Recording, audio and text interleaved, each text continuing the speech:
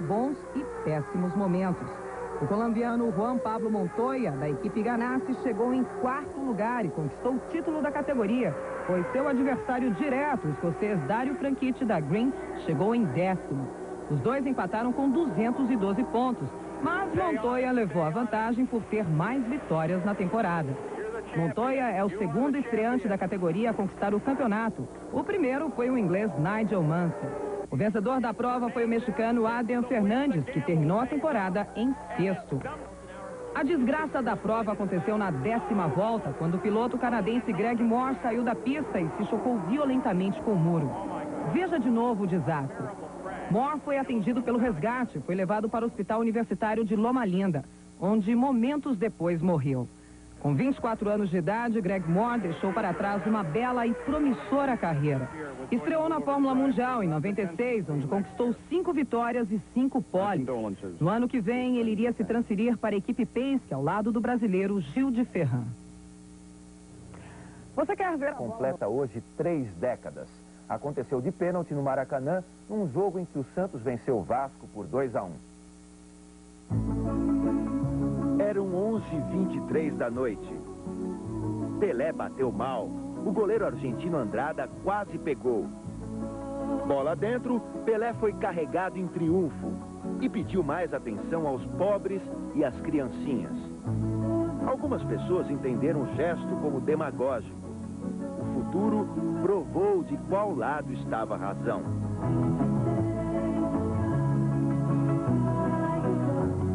Até o fim da carreira, em 77, Pelé ainda fez quase 300 de gols.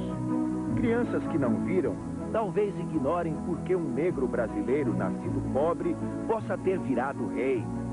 Mas o fato é que mais de 2 décadas depois de ter deixado o futebol, ele ainda faz sonhar as criancinhas de todas as idades. Essa é a magia que nos faz imaginá-lo sempre com uma coroa. Uma ótima tarde para você.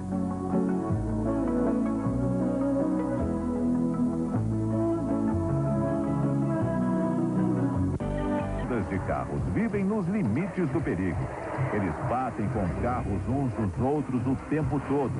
Os pilotos treinam por horas a fio e os carros se tornam máquinas cada vez mais velozes. Mas, algumas vezes, esses desafios constantes podem dar errado.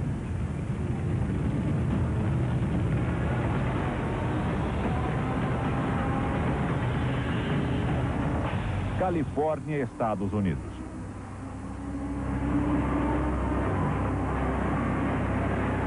Os motoristas fazem a volta tradicional antes de começar a corrida.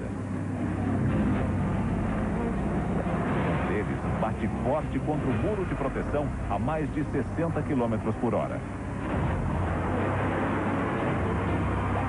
O veículo virou e foi atingido por outro carro. Um ajudante de prova vai checar se o piloto está a salvo. Um reboque chega para ajudar. Mas, até este momento, ninguém percebeu um problema sério. O tanque de gasolina rompeu com a batida e uma grande quantidade de combustível está vazando. O piloto acena, dizendo que está tudo bem com ele. Segundos depois, o tanque explode. Um dos homens da equipe de resgate puxa o piloto para fora do carro. Felizmente, ele consegue escapar do fogo. Uma distração que quase custou uma vida.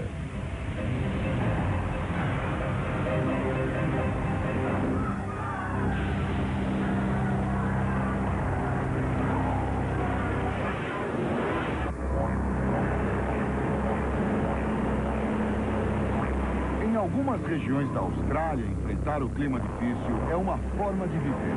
Mas este foi um verão especialmente complicado.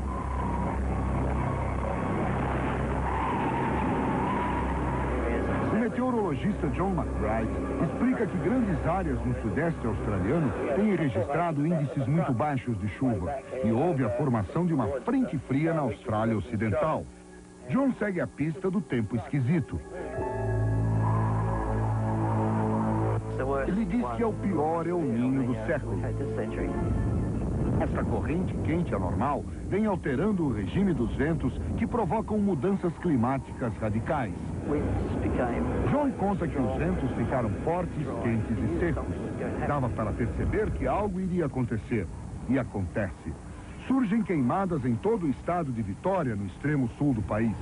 Plantas nativas oleosas, como o eucalipto e a seringueira, explodem em chamas com o calor.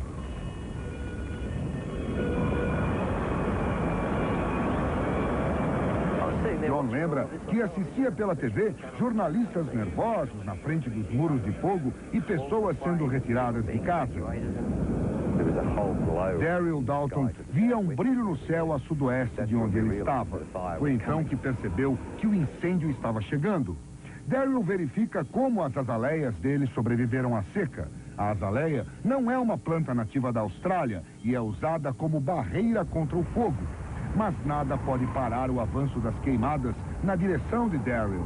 As condições que levaram a estas cenas infernais começaram semanas antes, com uma alteração rápida de temperatura que os australianos chamam de mudança fria. John explica que são frentes que vêm do sul com ar úmido e muito frio do oceano e encontram o calor e o clima seco do verão no continente.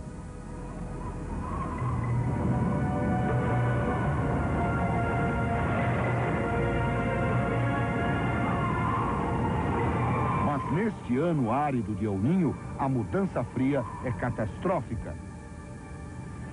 Em Melbourne, as temperaturas do verão sobem até alcançar índices recordes. Então o frio chega. Os ventos começam a uivar. John conta que a frente trouxe rajadas fortes de vento de 90 km por hora, como as de um furacão. No horizonte surge uma imagem assustadora. De repente, John viu um enorme muro de poeira se movendo pelas ruas de Melbourne. Ele sempre morou na cidade e nunca tinha visto algo que se parecesse com um muro de poeira de 300 metros de altura a se mover pela cidade. Os ventos estão carregando partículas do solo árido e seco para o alto na atmosfera. John lembra que a maioria da população ficou atordoada e em pânico. Este morador diz que não sabia o que estava acontecendo. Ele acha que Jesus está voltando à terra para o juízo final. Quando a poeira chega ao centro da cidade, o vento cobre tudo com areia, que entra nos olhos das pessoas. A tempestade cega os motoristas e complica o trânsito. Os 3 aeroportos de Melbourne são fechados. Mas enquanto a mudança fria provoca o caos, meteorologistas conseguem uma imagem extraordinária do tempo em ação. Por causa do processo de formação da poeira, John e os meteorologistas conseguem ver toda a frente fria como num modelo de laboratório. Dá para ver a estrutura do ar frio entrando. Geralmente, a estrutura de ar que é mais fria flui por baixo da mais quente. É esse fluxo que dirige o vento poderoso, que começa a diminuir sobre Melbourne. Assim que a poeira assenta, a temperatura começa a aumentar novamente. Não demora muito até que outra frente fria empurra o muro de vento para a terra. Em Vitória, mudanças frias acontecem em questão de minutos. Segundo Daryl, a temperatura pode cair 10 graus, e foi o que aconteceu naquela manhã. Ele chama esses ventos de ciclônicos, porque eram muito fortes. Os ventos alimentam o fogo e derrubam um poste de energia que espalha faíscas. Quando as chamas se aproximam da cidade onde Daryl mora, Mount Macedon, as pessoas fogem. A noite chega e Daryl ainda não decidiu se abandona a cidade. Ele mal conseguia respirar por causa da fumaça. Então, as brasas caem como numa tempestade. Mas Daryl tem experiência em lutar contra as queimadas e decide ficar. Tudo o que ele quer e todos os sonhos dele estão ali. Daryl vai se arrepender desta decisão antes de a noite acabar.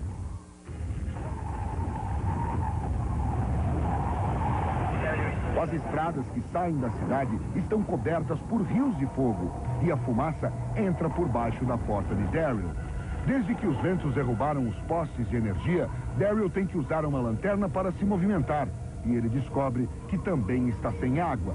Daryl não sabia em que estágio estava o incêndio na casa. Ele se esqueceu do tempo enquanto lutava para sobreviver. Correndo para pegar documentos importantes, Daryl pensa se foge ou fica na casa. Algumas vezes, queimadas passam sobre as casas, apenas chamuscando, deixando as pessoas dentro vivas. Mas é uma tremenda aposta. Daryl quase teve um ataque cardíaco. Ele sentia dores no peito enquanto decidia se fugia ou não. Quando o calor aumenta, Daryl decide fugir. Ele conta que todo o chão estava queimando e ardendo. O fogo estava se arrastando na direção da casa. Então, ouviu um barulho terrível, como se meia dúzia de trens a vapor estivessem na direção deles. Daryl estava queimado no rosto e em volta dos olhos. Havia chamas por todos os lados que vinham das construções e das árvores queimadas. O fogo estava caindo do céu bem perto deles.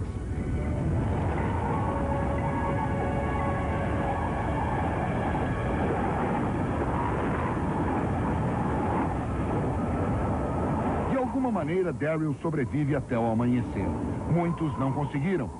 7 pessoas morreram em Mount Macedon. 5 delas a apenas 36 metros da casa de Daryl. A queimada matou 75 pessoas na Austrália. 2.500 casas estão destruídas. Daryl conta que todas as casas e jardins estavam lá antes do fogo e não sobrou coisa alguma a não ser cinzas. A seca severa, os ventos muito fortes criados pelo El Niño construíram uma imagem que os sobreviventes nunca vão esquecer.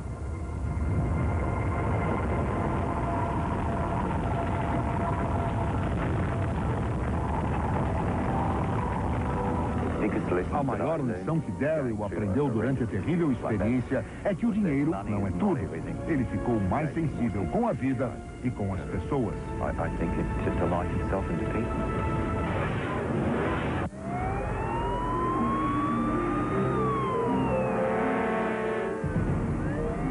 Felizmente, eu estou vivo hoje, por uma pura sorte. Jorge Abdala Sobrinho sobreviveu a este terrível acidente em Tatuí, São Paulo.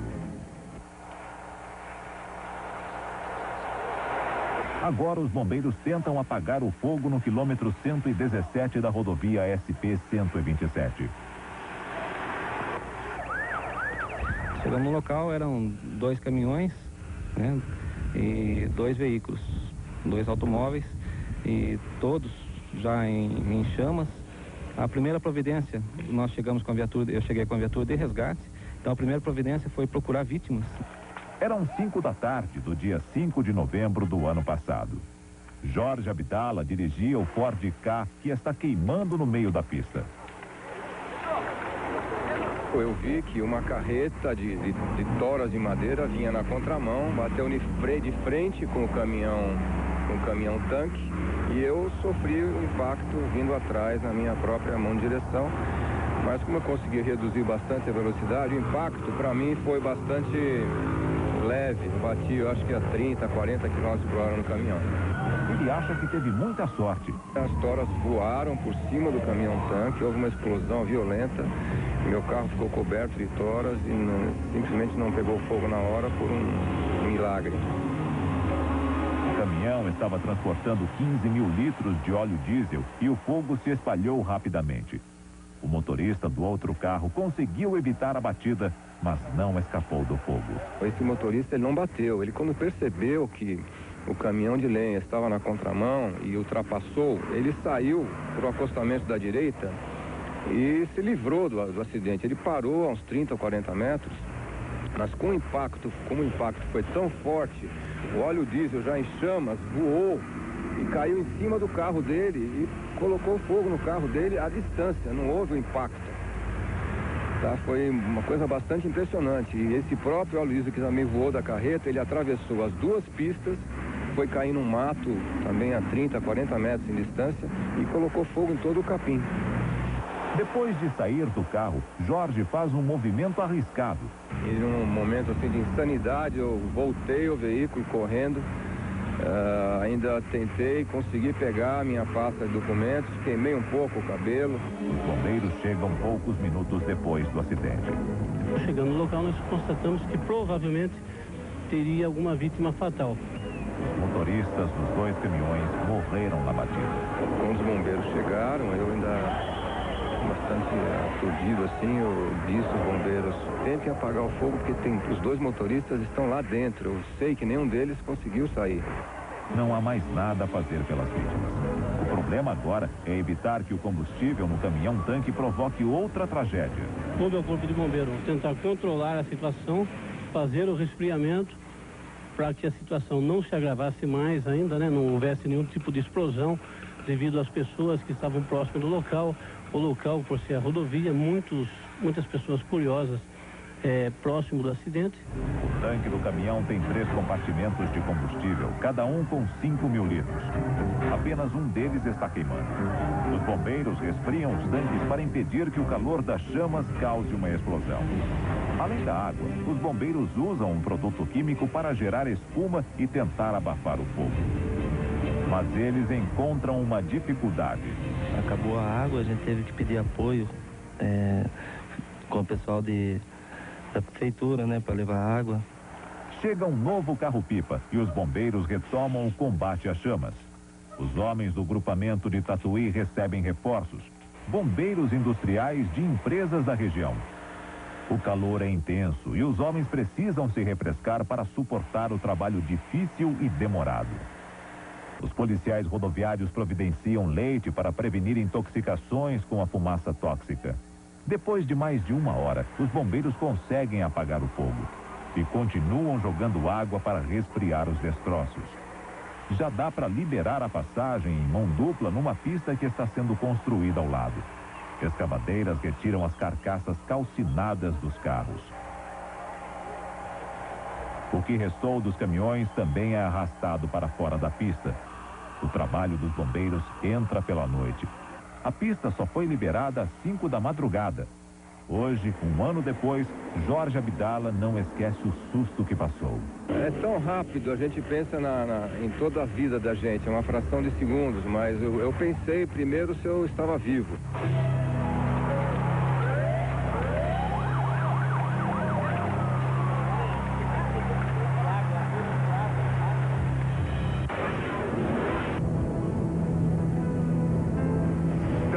Estados Unidos. Uma ameaça de tempestade numa pequena cidade provoca uma corrida contra o tempo. Uma corrida de vida ou morte. William Burnett, de 13 anos, é pego em uma armadilha no leito de um riacho. A perna dele está presa num buraco estreito. A região está em alerta esperando uma enxurrada. Se a chuva vier, William pode se afogar e a equipe de resgate vai ter que tomar medidas drásticas. Na comunidade rural de Helots, perto da cidade de San Antônio, riachos como este são uma atração irresistível para as crianças. Mas estas águas escondem um perigo. Uma companhia mineradora procurando calcário fez buracos com 17 centímetros de diâmetro e 60 metros de profundidade no leito do riacho. A chuva trouxe a água disfarçando os buracos. Em uma tarde de domingo, enquanto atravessava o riacho, William pisa em um dos buracos acidentalmente. Quando o pai de William fica sabendo do acidente, sabe que vai precisar de bombas de água e britadeiras. Ele chama um amigo, o empreiteiro Rick Redout, para ajudar. Rick tem martelos hidráulicos e compressores de ar na empresa que fica a apenas 140 metros do riacho. Então, ele trouxe alguns equipamentos para quebrar a pedra e soltar a perna do menino. Mas ainda assim, vai ser uma operação delicada. Os trovões aumentam o nervosismo. O tempo é importante. As nuvens anunciavam uma tempestade e Rick sabia que a água poderia aparecer rapidamente numa enxurrada e afogar William. Usando uma escavadeira mecânica, os moradores da cidade já levantaram um muro de terra de 2 metros de altura ao redor de William, interrompendo a água do riacho. Guy e Rick se revezam no uso da britadeira para quebrar a dura pedra calcária. Mas é um processo cuidadoso. Dr. Donald Gordon, diretor do Serviço Médico de Emergência do Condado de Bexar, poderia ter que encarar uma das decisões mais difíceis de sua carreira. Se a tempestade cair, ele poderá ter que amputar a perna de William para que o garoto não se afogue. Uma alternativa que o pai de William se recusava a considerar.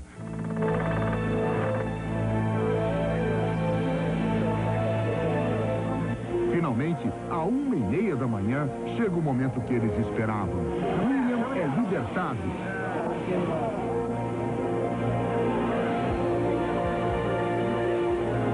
A perna está inchada, mas os ferimentos são pequenos.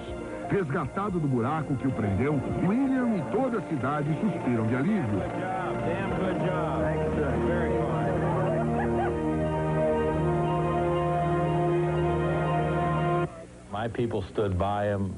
O Dr. Donald conta que toda a comunidade apoiou e era um sentimento maravilhoso ver William livre.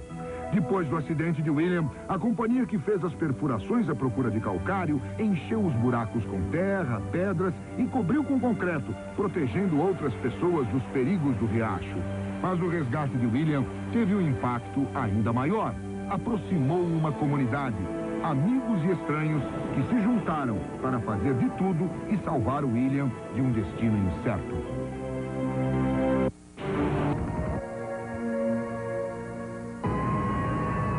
Filipinas.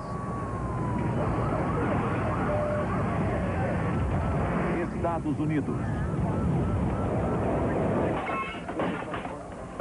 Turquia.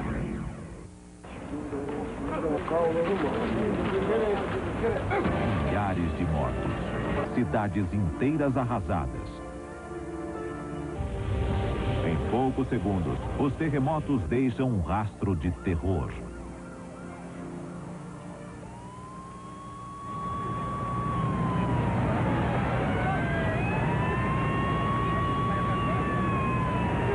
Como evitar tanta destruição? Em todo o mundo, cientistas buscam soluções para aplacar a fúria da natureza.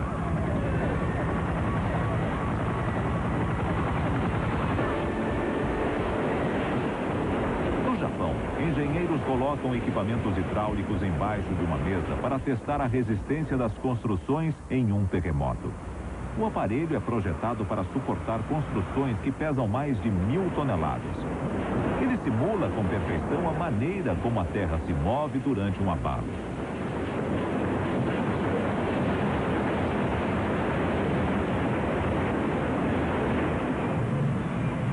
Na Rússia, os cientistas também usam a tecnologia para medir a força devastadora de um terremoto.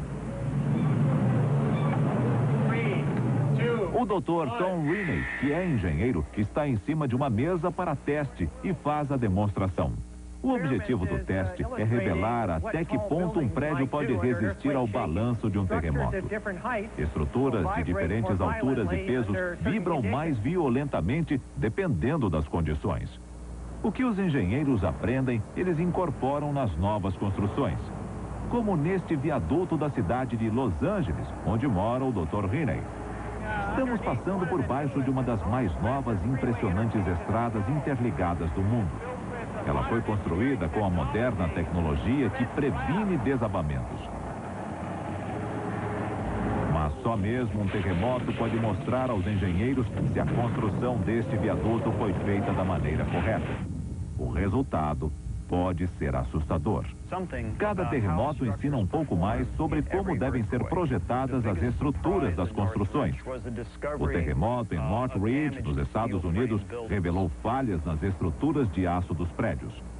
Os prédios foram construídos com vigas de aço e colunas. A expectativa na época era que, desta maneira, os prédios estavam firmes para aguentar qualquer terremoto. Quando as vigas e as colunas são presas com parafusos, elas quebram conforme a violência do tremor.